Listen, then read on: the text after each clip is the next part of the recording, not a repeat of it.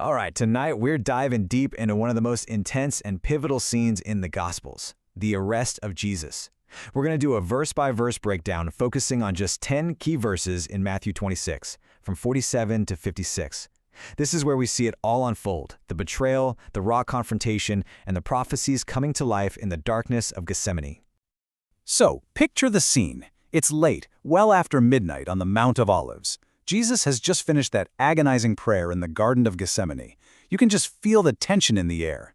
The disciples are completely exhausted, and the deep, quiet stillness of the night, well, it's about to be broken in a big way. And that brings us right to the first part of our analysis, the arrival of this armed group, and, the sinister sign that was cooked up to pinpoint their target in the dark. So verse 47 tells us that while Jesus is literally still speaking, the silence is just shattered. An entire crowd is approaching. And leading them? Can you imagine the shock? It's Judas, one of their own, one of the 12, leading a huge, armed group right to them.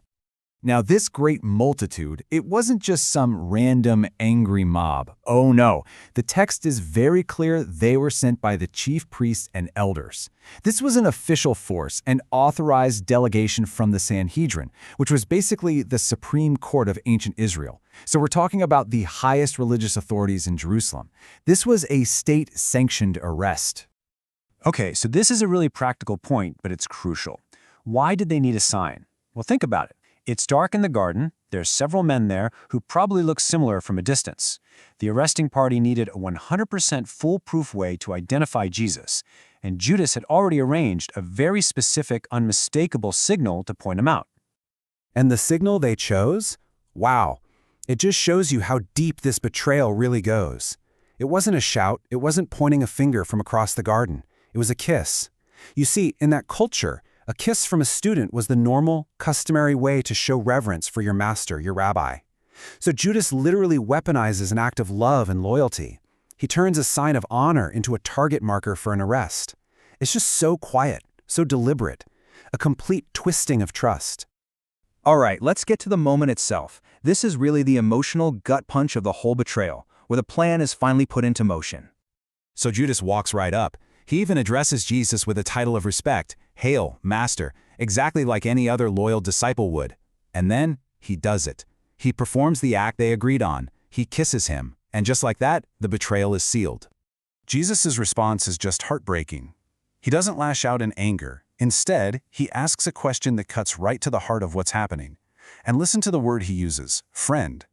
Even in this moment of absolute betrayal, he calls Judas friend, which just magnifies the tragedy of it all. And get this, even as the guards are moving in to grab him, Jesus is in total command of the situation.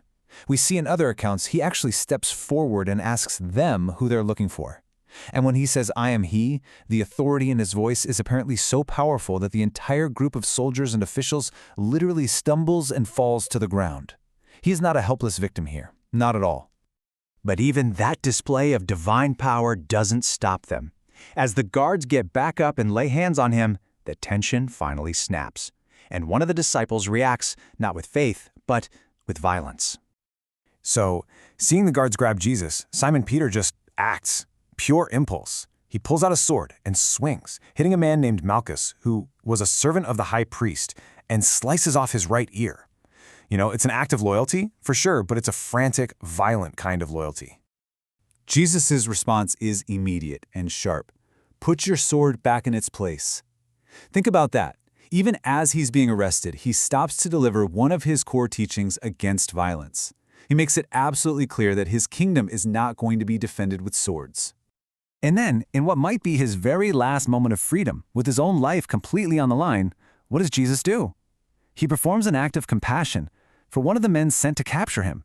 He reaches out, touches the servant's bleeding ear, and, as the Gospel of Luke tells us, he heals him. Just incredible. Now, just to hammer home the point that his surrender is a choice, Jesus asks Peter a stunning question. He says something like, "Don't you realize that I could call on my Father right now and he would instantly send me more than 12 legions of angels?" A Roman legion had thousands of soldiers. 12 legions, that's an overwhelming, unstoppable army from heaven. He has that power right at his fingertips, but he is actively choosing not to use it. So, why not call the angels? Well, he gives the answer right here. His surrender isn't weakness. It's a deliberate choice, a conscious act, to make sure that the prophecies written down hundreds of years before this very night would be fulfilled. Everything, you see, is happening exactly according to a divine plan. And that brings us to the end of the scene where Jesus himself basically explains how the night's events are the fulfillment of Scripture. Turning to the crowd, Jesus points out the huge irony of how they're arresting him. He says essentially, "Every day I sat in the temple teaching, right out in the open, and you didn't touch me." He was a public figure. Anyone could have found him. The fact that they've come for him now, in the middle of the night, armed with swords and clubs as if he were some dangerous thief, it just exposes the hypocrisy of the whole thing. And here it is again, the main theme, stated one last time for emphasis. Every single detail, the betrayal, the swords, the disciples' reactions, all of it was done so that the writings of the prophets would be fulfilled. It was all part of a much larger prophetic story playing out in real time.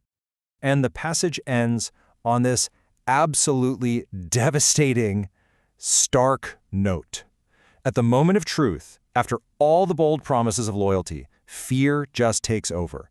Every single one of his closest friends and followers abandoned him. They run off into the darkness, leaving him totally and completely alone with his captors. So, this leaves us with a pretty deep question to think about. According to the text, the events of this night were the fulfillment of a divine plan. But that plan was carried out through some of the worst of human actions: greed, betrayal, fear, and failure. It really makes you wonder, what does it mean when a perfect, divine plan is brought about through our very human, very imperfect actions?